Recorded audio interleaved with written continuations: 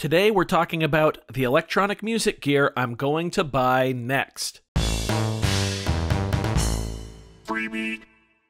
Hey, how's it going everybody? Welcome to Freebeat, where I post new music-related content every single day, so if that sounds good to you, hit that subscribe button, ring that notification bell, let's get started. So, tomorrow, it'll be 2 weeks since I picked up my OP1, which means that 2 weeks ago tomorrow is the day that I spent a lot of money on fulfilling a goal of mine, a personal goal of mine, to own the device that really got me looking into electronic music and got me excited about starting this YouTube channel a few years back. By the way, I can't thank you all enough for the opportunity to pick this lovely device up.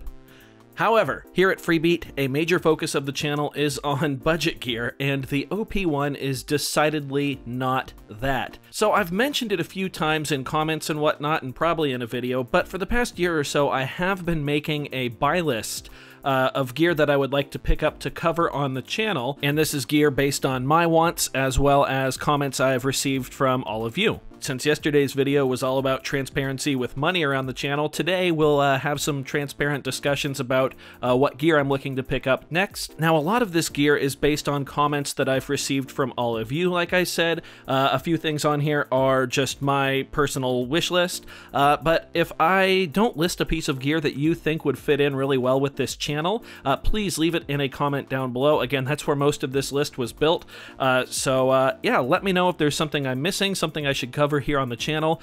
For the most part, I try to keep gear at Freebeat under $300-400 US or so. So yeah, have at it. Let me know what I should get next. Without further ado, let's get into the list. First of all, I have 2 items on this list that are not really priorities, so to speak. They're just pieces of gear that I would like. They are quite expensive, and I get requests for them all the time, and I just want you all to know that I do have my eye on both of these devices.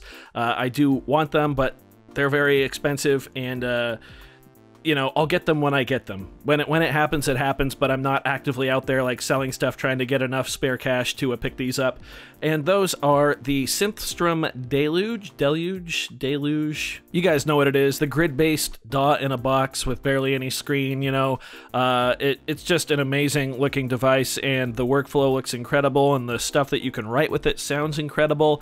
But it is $1,000 US, and that's pretty hefty considering I just dropped $800 US on my used OP1. So honestly, I'm in no hurry to pick up the Deluge, but it is on my list and I am looking for one. Don't worry. The other piece of expensive gear that's on the list, but not really, is the Electron Digitone, and this one is more just personally for me.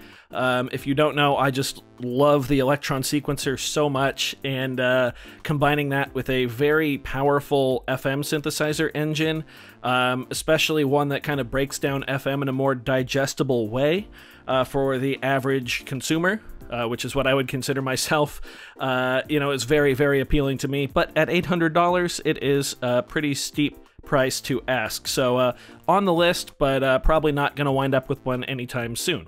So let's get into the actual list now. I've got 5 items to talk about, starting off with the Sonicware Liven XFM.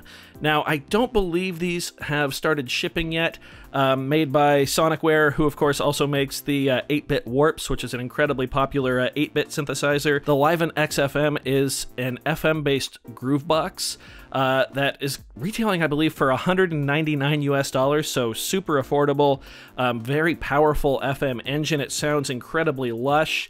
It's also a groove box, and it gives you 4 tracks with tons of patterns, so that's, of course, right up my alley. I believe they've had quite a few shipping delays, probably due to COVID, like everyone else, so I'm not sure if there are too many of them out there yet, but I do know Chris Lodi, who is a subscriber of this channel, actually worked very closely with Sonicware on the launch of this product, so be sure to check out his channel if you want to see some of the awesome capabilities of the Liven XFM. Seriously, if you're like a retro 80s synthwave fan, this thing is going to be the device for you. It sounds incredible. Next up is something that a lot of you have been asking me for. It's the Zoom MS70CDR, which is a little digital multi-effects pedal that has both stereo in and stereo out.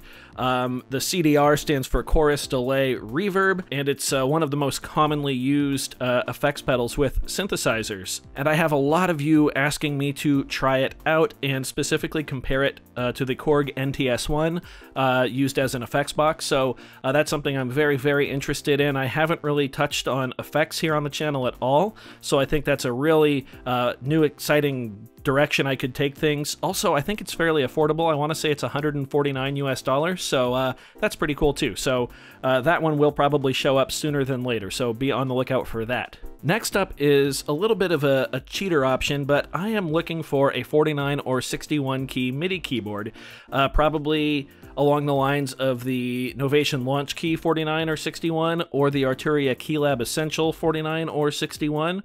Obviously, I would really like that for my DAW setup, which I have started using very sparingly, but I have been using it.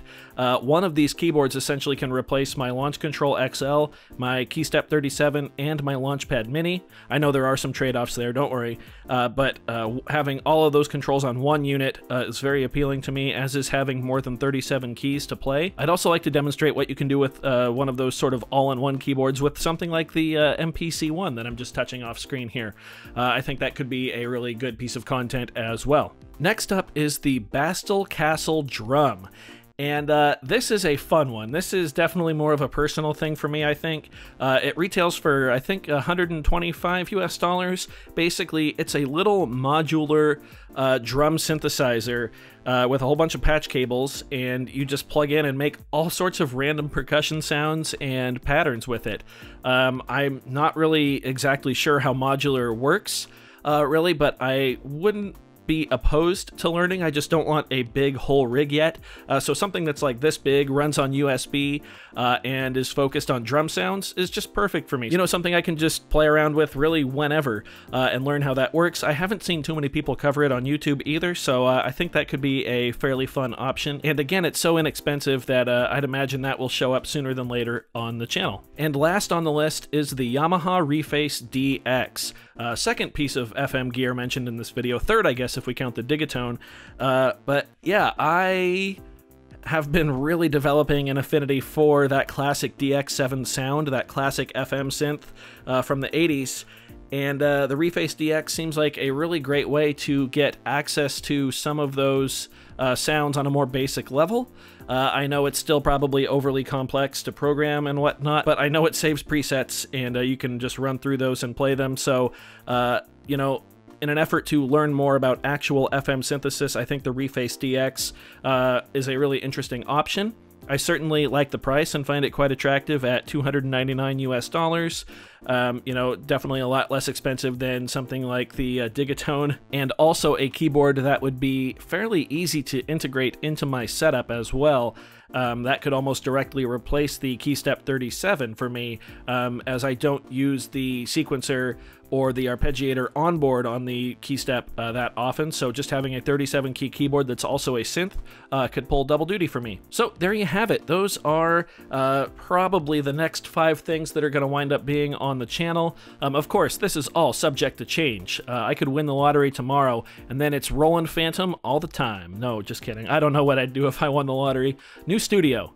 I'd get Lady Freebeat a house with a studio for me to be separate, so she didn't have to deal with all this and hear all this. But anyway, yeah, those are the next 5 things that'll probably wind up on the channel. Let me know if I missed something. Let me know if there's some piece of gear that you would really, really like to see here that isn't going to break the bank for me. That's, again, how I formed most of this list. Yeah, hopefully this list is okay with you. Give me some feedback if it's not, and let's cover some awesome gear. So I do hope you found this video interesting. If so, be sure to leave a like on it. If not, you can always leave a dislike. That's okay too. Doesn't hurt my feelings, just makes me try that much harder next time. Either way, be sure to hit that subscribe button, ring that notification bell. Thank you so very much for being here. Thanks for watching. We'll see you next time. Bye.